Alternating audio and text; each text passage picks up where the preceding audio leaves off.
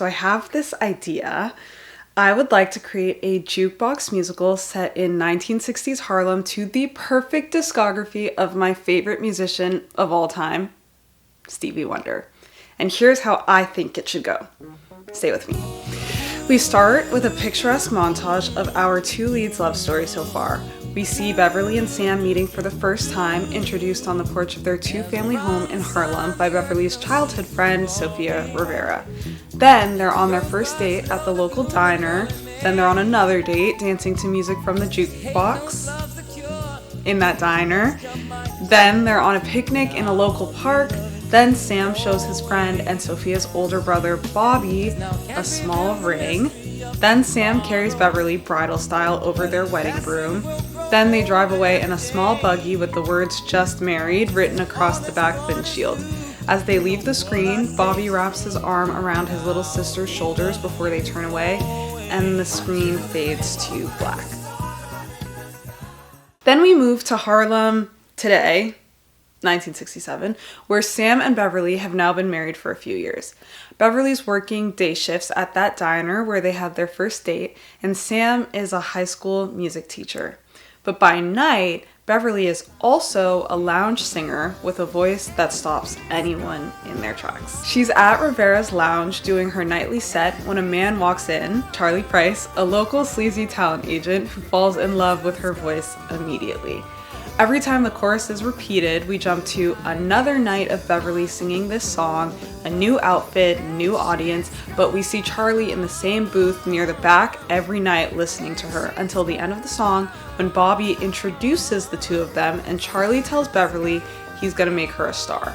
They start chatting after her set every night, Bobby always somewhere close by, and it becomes evident that he means business, even if his business does seem a little shady. Beverly doesn't share any of this with Sam though, so as this song, Lately, plays out, sung by Sam, we see the many nights of the last montage play out, but this time from Sam's point of view. We see Beverly come home in the same new outfit she wore on stage during Summer Soft, and because she's behaving so differently all of a sudden, Sam can't help but imagine that she's having an affair.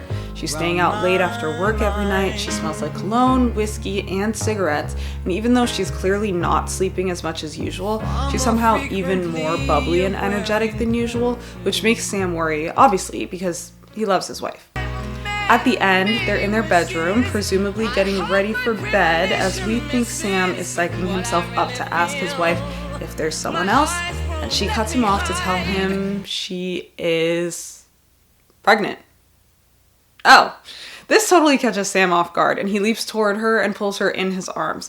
It's always been a dream of his to be a father, and he feels so lucky to start a little family with the woman he loves so much. When he hugs her, she seems mostly happy, but the audience can see a glimmer of disappointment in her eyes and that this might not be exactly what she wanted. At least not right now. The baby news is all Sam can think about at work the next day, so he's walking on air when he gets to his classroom. When one of his students asks why they should care about jazz anymore, Sam reminds his class how important jazz is to the history and culture of Harlem, and then sings Sir Duke with them. During the music break, Sam picks up a picture frame of Beverly, and we watch her belly expand to represent the 9 months of pregnancy that have passed. By the end of the song, it's the end of the school year, and the kids are excited for summer break.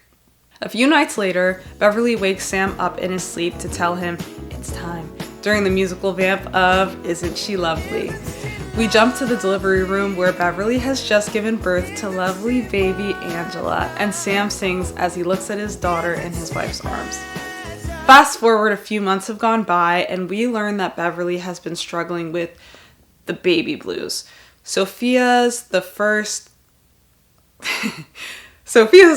one to notice Beverly is off and asks her how she's really doing. Beverly explains that she doesn't really feel like herself anymore and she doesn't know what to do about it. She then wonders if this is how her mother felt when she had her and if she could end up like her mother did. Sophia tells her that that could never happen, but she also doesn't need to give up the things that bring her joy because of the baby. So she suggests that Beverly get back to the lounge and start singing there once a week to see if that makes her feel better. She even offers to babysit when Beverly needs it. When Beverly comes back to the stage for the first time since giving birth, she starts her set with Overjoyed. The beginning is a little bit rocky, but she quickly gains her composure. She's a star. She doesn't see him at first, but the audience can make out Charlie in the back corner of the lounge sitting with two industry strangers we don't recognize. He looks more beaten down than how we saw him last, but hearing Beverly's voice seems to revitalize him in real time. When Beverly starts showing off in her song, we see Charlie and Bobby exchange a knowing look, which gives us a hint that Sophia's brother probably tipped him off to come back on that night specifically. The two men sitting with Charlie look super impressed during the song, and as she ends it, they nod at him and leave him alone in his booth. The next morning, we see Charlie bring Beverly to an office where he formally introduces her to the two men who watched her sing the night before. He's trying to pitch her for a part in a movie that they're casting for. Charlie thinks that the movie they're making isn't working yet because they need to make the second female lead black. He thinks Beverly's perfect for the role, but the two men don't think she's urban enough to pull off the change he's proposing. So then Charlie breaks into ebony eyes to prove that she is in fact black enough to portray the version of Mary he's envisioning for their movie. He's so effective that they offer her a formal audition in LA for the following week. Beverly hesitates for a second because of the baby, but then commits to being there. Chances like this don't come often, right? Beverly runs to Sophia's job with lunch for both of them so she can tell her friend what happened during her break. Beverly admits to Sophia that she wants to do the audition in LA, but feels guilty about wanting to leave Angela so soon. Sophia insists that just because a baby is the most important thing in her life, she doesn't have to be the only important thing. She says Angela deserves Beverly at her happiest and best, unlike what Beverly experienced with her mother. Quick background. Beverly's mother wanted to be a professional dancer, but her parents married her off really young and she got pregnant before she could pursue those dreams. So Beverly grew up resented by her mother and she doesn't ever want her daughter to feel that way about her. Even though Sophia insists that she would never do that, Beverly's afraid she's probably more like her mother than she'd like to be and doesn't want her to grow up hating her.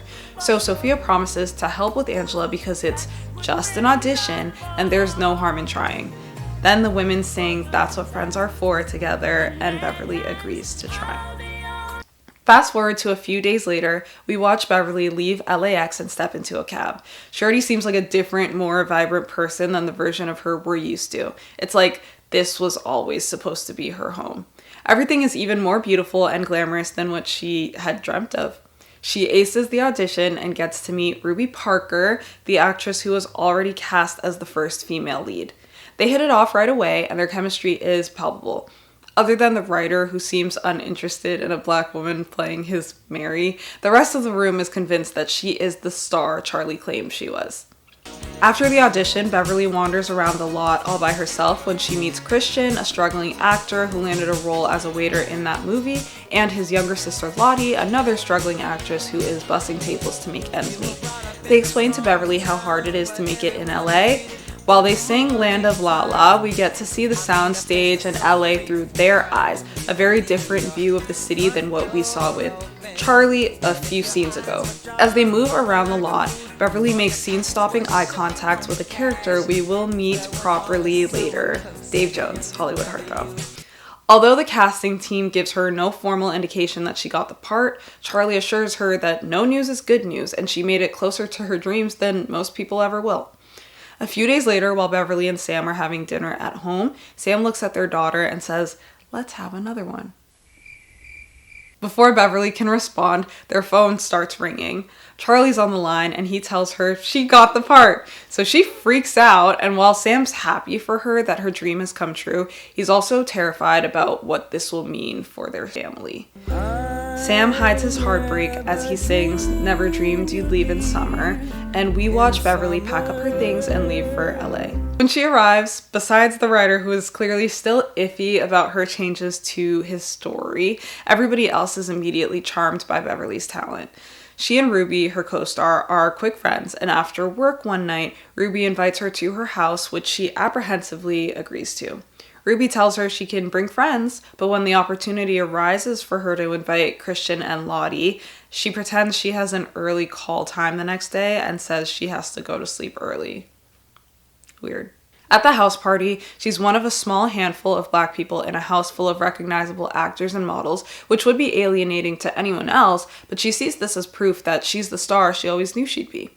As Beverly's asking the bartender for a lemonade, Ruby walks over to the bar to introduce her to Hollywood heartthrob Dave Jones. From the way he's looking at her, she knows he's attracted, so she stretches out her hand for him to kiss, and he does so without missing a beat. While they get to know each other a little better, Dave mentions a movie he's in final talks for and how he told his agent he won't sign the contract until he knows who's playing his love interest. Their eye contact lingers a bit here, and it's clear to the audience that he's going to be important later. Ruby gets pulled away from them to greet some of her guests, and another woman pops up in her place. His wife. This does not deter Beverly, who sizes her up immediately and decides she's up for the challenge. Anything for her career, right? Meanwhile, in Harlem, one afternoon after work, Sophia stumbles into Sam's apartment, clearly stressed out. She says for all the work they have her do as a paralegal, she should have just completed her law degree, so at least she'd be making more money. Sam asks her why she hasn't, and she looks at him, and they both laugh. But she says, one day. She pulls now 1-year-old Angela onto her lap and asks Sam if he's heard from Beverly that week. He says not yet, which leaves an awkwardly heavy weight of silence in the room until the first few notes of I Wish start playing. During the song, they joke around with each other and dance around the apartment. Sophia plays dress up with random clothes and items lying around like a shower cap and a bathrobe, and we finally get to see how much fun these two characters have with each other. During the song, Angela takes her first steps while they're both there to see it, and although Sam's ecstatic, he's really disappointed that Beverly has missed yet another major milestone in their daughter's life. During the musical break of I Wish, we see newspapers and magazine covers of Beverly becoming increasingly more famous. In later pictures, we see her and Dave, yes, married Dave, embracing, and we can tell from the headlines that they're co-stars now, but it looks a little more intimate than that. These photo shoots show us both how famous Beverly has become and how much time has passed. Sophia notices near the end of the song that Sam's no longer wearing his wedding band, but she doesn't comment on it. Something was clearly in the air because back in Hollywood, Dave and Beverly's relationship has progressed and they are not professionally platonic at all. They sneak around between shooting scenes and at night while they sing Part-Time Lover as a duet. The scenes of the song are intercut with scenes of Sam and Sophia, keeping their interactions strictly platonic and appropriate, though the yearning from Sophia's side is becoming overwhelmingly clear to the audience. There's a lot of resistance from her side, which is juxtaposed by Dave and Beverly's reckless affair. So a good chunk of time has passed since Beverly first moved to Hollywood, and she's been in this affair with David for a little over 2 years now. She's on set for a morning cover shoot, and she looks terrible. Shades on, messy hair under eye bags, it's bad for her. Lottie, her first friend in LA, now appears to be her assistant. She rushes onto set with a coffee and some pills, which means she thinks Beverly's hungover, but she's not, and she's actually pretty offended at that accusation because she's many things, but unprofessional is not one of them. She's sick, and she's so certain that she must have caught something that when she sees Dave walk in, fresh as ever, she forgets they're supposed to be a secret and runs right up to him. She puts her hands on his cheeks and forehead quickly to check his temperature, and he quickly laughs her off and tries to defuse the situation before too many people notice, but obviously they do. The shoot is for their new TV show. Everyone is watching them. He pulls her to the side so they can be out of earshot and asks her what she's doing. She asks him if he's feeling sick, but before he can open his mouth, she already knows the answer. He looks fine, and she doesn't. Maybe she ate something weird? Okay, let's check on our girl Sophia back in New York. At work, Sophia's boss calls her into his office and lets her know that he is opening a firm in DC and would like for her to join him as a senior paralegal. She's obviously honored by the offer, but she knows she has too much going on with her mother and Sam and Angela to even consider a move like that. Plus, moving away right now would pretty much guarantee, at least in her mind, that she's given up on completing her law degree, so she turns it down and goes home. Sophia doesn't know what to do because she's going to have to find another source of income to support her and her sick mother with a boss who may not be as flexible, lenient, or understanding as her last boss. Sam sings "Don't You Worry About a Thing" to encourage her to take this opportunity to finish law school and promises that he'll help her out and help with her mother too because he owes her after everything she's done for his family.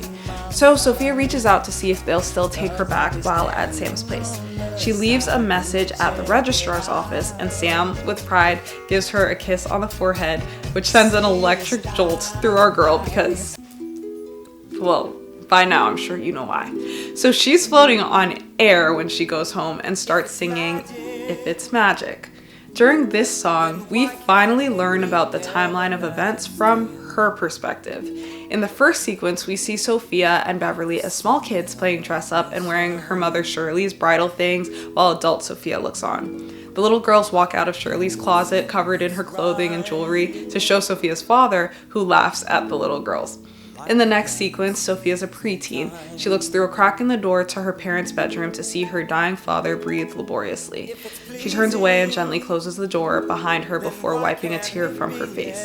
The next sequence, she's now a young adult. While she's helping her mother and brother unload the boxes in their car and bring them up into their new apartment in Harlem, she and Sam meet, and she's obviously taken by him immediately.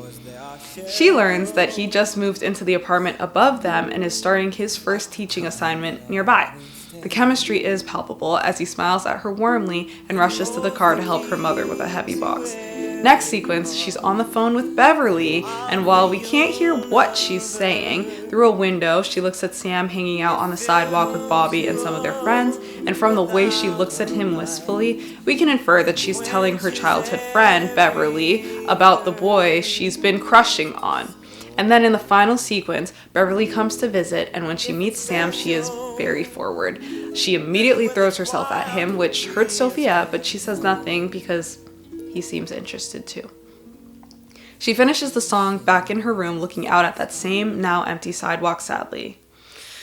Okay, back to the other coast again. It's nighttime and Beverly and Dave are having an argument because she told him she's late. He tells her to get rid of it and walks out. I'm not here to pass judgment, I am only here to narrate. The first few notes of You Are the Sunshine of My Life start playing while we watch Beverly really begin to absorb the gravity of her situation in her room. And then, right before the lyrics start, we jump to the next day where Dave and Bev are singing this song in character as husband and wife.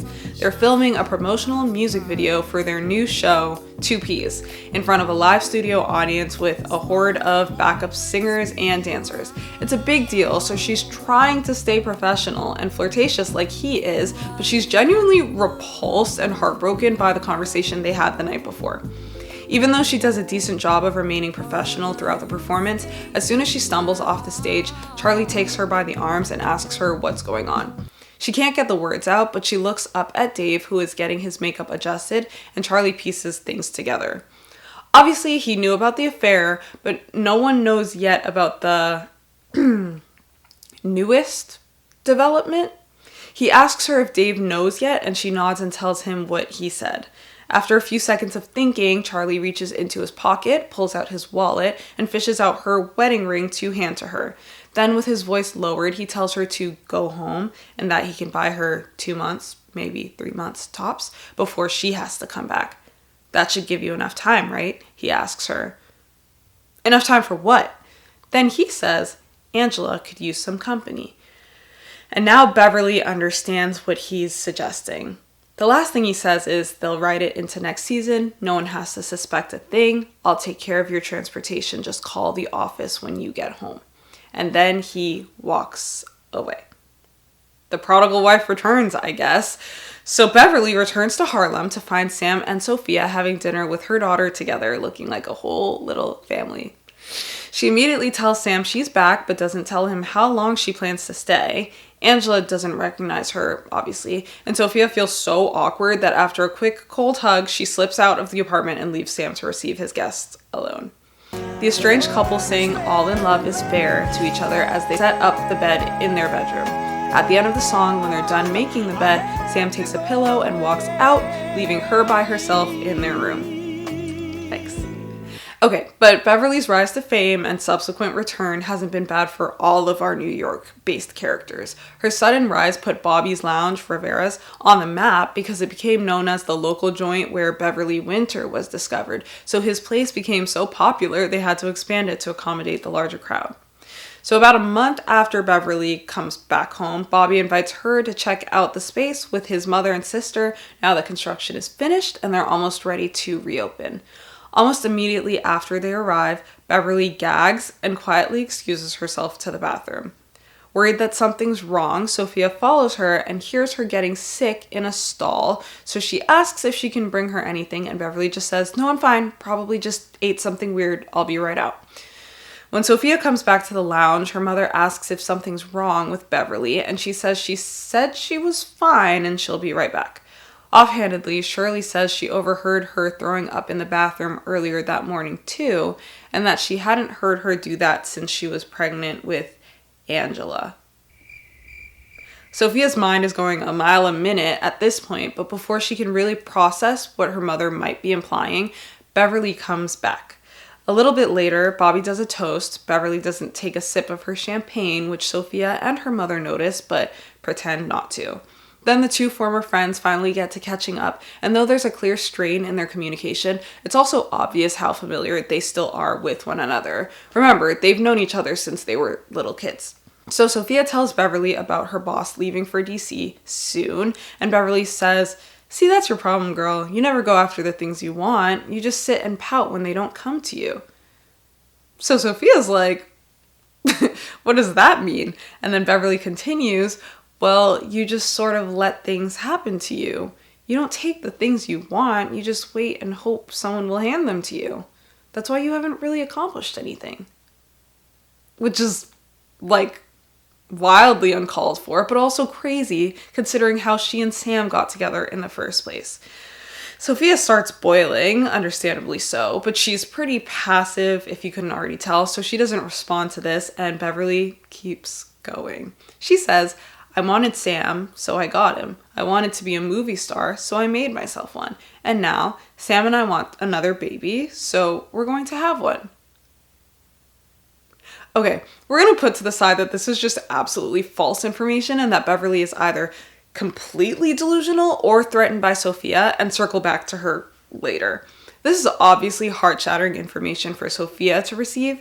Up until this point, her closeness with Sam and Angela served a purpose, but if Beverly's truly back and plans to reclaim her role as wife and mother to this family, that kind of leaves Sophia untethered.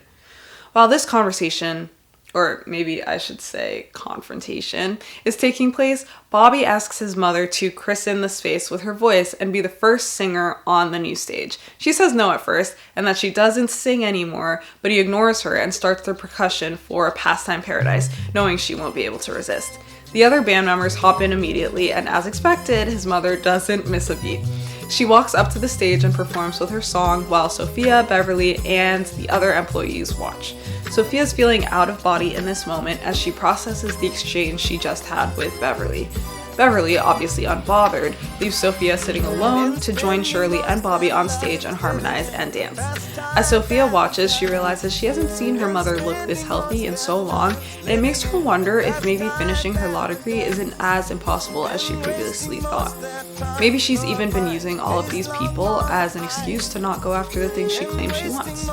During the end of the song, she gets up, goes to the landline in her brother's office, and dials her mentor's number. When he picks up, she says, "Hi, sir, it's Sophia. Do you still have that connection at Howard?" Cut to black.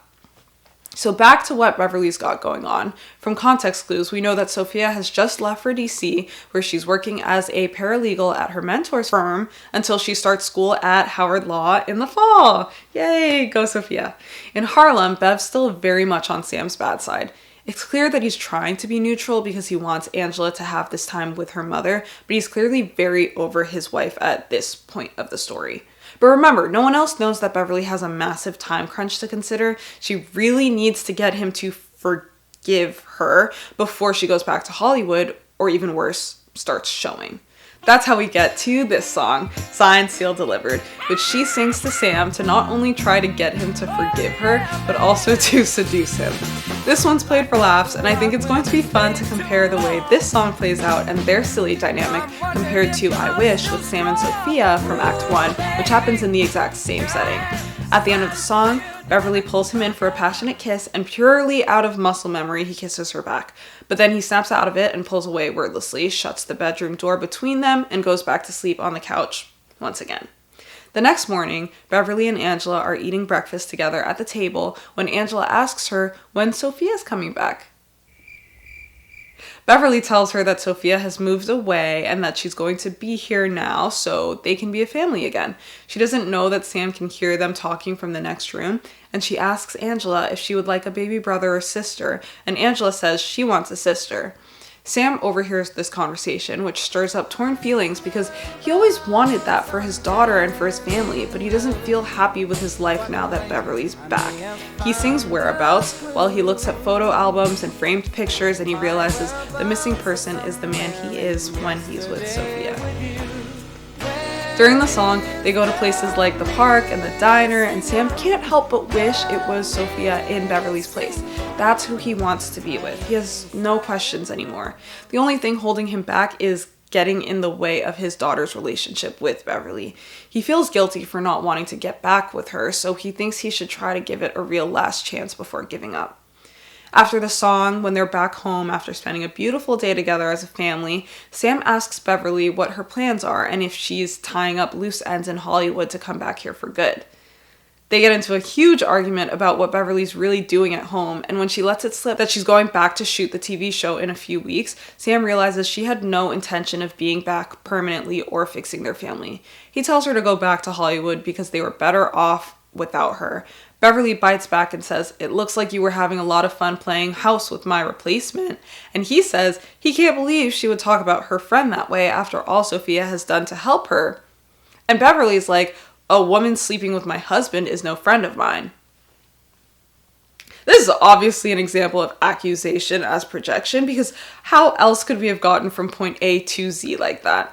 He tells her he's not going to have a conversation with her until she cools off, but she's not ready to drop it. So Beverly says none of this would be an issue if he had just been supportive of her following her dreams, and Sam is flabbergasted because what has he been doing the last 3 years of his life if not supporting her dreams? She says he made her choose between her career in LA and her family by staying in New York instead of offering to come be with her. Sam's genuinely shell-shocked by this version of history because he knows if she had actually asked him to come, he would have come, and he says that. Every time he brought it up, she told him LA was only temporary and she'd be back home soon, and then she stopped calling or answering his calls altogether. She tries to interrupt to say that she was just busy and unintentionally makes his point for him. He says she never made room in her dream life for him or Angela, and he's not going to let her rewrite history now. After a beat of silence, he says, "I would have come. If you had asked me, I would have come." Then he asks, "Is that what you want? There are plenty of high schools in LA. Do you want us to come?" And Beverly can't say anything because she doesn't. The truth is she does not want to merge her life with Sam with her life in Hollywood. While she has a lot of admiration and respect for him, she knows she isn't in love with him, and he's right. She never felt more fulfilled than when she was out of this house. This moment is the first time it feels like there's a crack in her armor. All this time, the problem solving and the scheming and the deceiving has kept her detached from the emotional realities she was forcing the people around her to face, but now that she genuinely feels out of options, there's nowhere else for her to run. She chokes her next words out when she says, more under her breath than to Sam, that she can't do this all by herself. Sam asks, "Do what by yourself?" But she doesn't answer. Instead, she finally comes to terms with how her mother's treatment of her warped her perception of motherhood. Fighting back tears, she says, let me lock in. "I think it's been drilled into my mind that I couldn't be both. I couldn't be a mother and accomplish everything I wanted to do, so I stopped trying to be both because I wasn't even good at being her mother, and I thought at least she'd grow up to respect that I made a name for myself." And she rubs her belly absentmindedly as she continues to speak. "And my mother was so miserable. She was so miserable all of the time, and she punished me and she punished my dad for it, but at least she was there. I knew her. Angela doesn't know me, and that's my fault." I'm just the writer. I'm just writing it. Sam waits to make sure she's done before telling her, "We don't have to be together for her to know you." The weight of what Sam is suggesting is both shattering and freeing at once. He tells her he'll take her to the airport in the morning and that he's giving her privacy right now to give her daughter a real goodbye this time. The next evening, we see him deep in thought in the living room when Angela walks over and asks him if he's sad because she's sad too. He asks her why she's feeling sad, thinking she's going to talk about her mother leaving, but instead she says because she misses Sophia. Then she says, "Do you miss Sophia?" And Sam says he does. Later that night, after he puts Angela to bed, he decides to call Sophia for the first time since she left. She picks up after the first 2 rings, and after he tells her who it is, they have awkward and strained small talk. Nothing like what we're used to seeing between these 2 characters. She eventually asks how Beverly's doing, and he tells her Beverly is back in LA for good this time, which makes Sophia pause. Then she asks him why he's calling, and he starts singing, "I just called to say I love you." While he sings, Sophia gets increasingly impatient until he gets to the chorus, and she hears the words she's wanted to hear from him for years. She feels on top of the world until she remembers that Beverly's pregnant, and her face falls again, so she asks him, "What about the baby?" Now we know that he knows nothing of a baby, so he's like, "Angela? What about her?" And Sophia says, "No, not Angela, the new baby. I thought..." Sam's like, "What the hell is this girl talking about?" But Sophia knows what she saw, so she says, "I thought you two and that the baby..."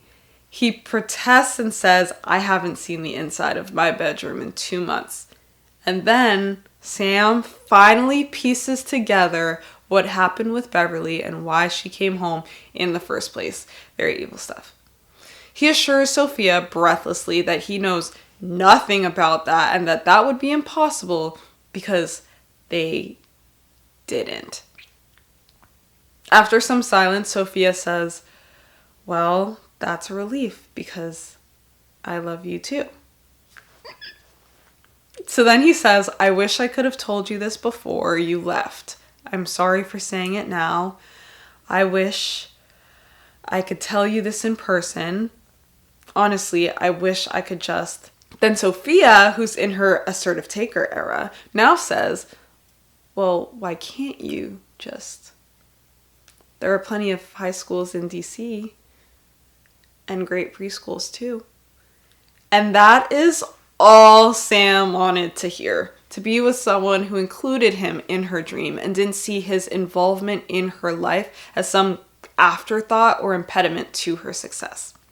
We get the opening notes to "For Once in My Life" at the end of this phone call when Sam says, "I guess I have some more calls to make." And they both smile on the phone.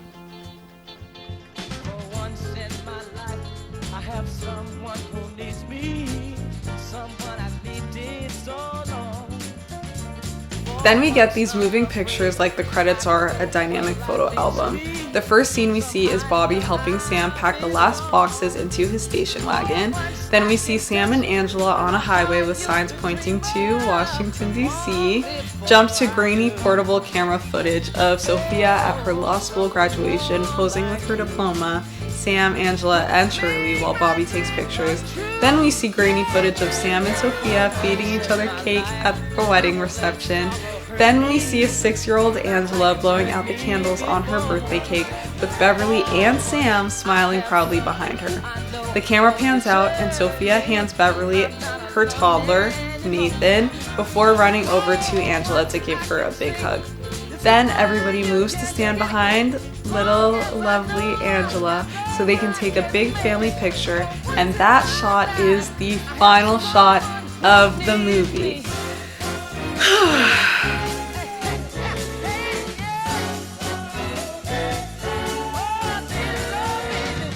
Thank you so much for listening to my Stevie Wonder Jukebox musical movie pitch. I started this out just as a little fun side project last year because I love Stevie Wonder's music so much. And then it grew into a whole story that I hope resonated with you. If you enjoyed, please share your thoughts in the comments and let me know if there are any Stevie songs you wish I had included in the story.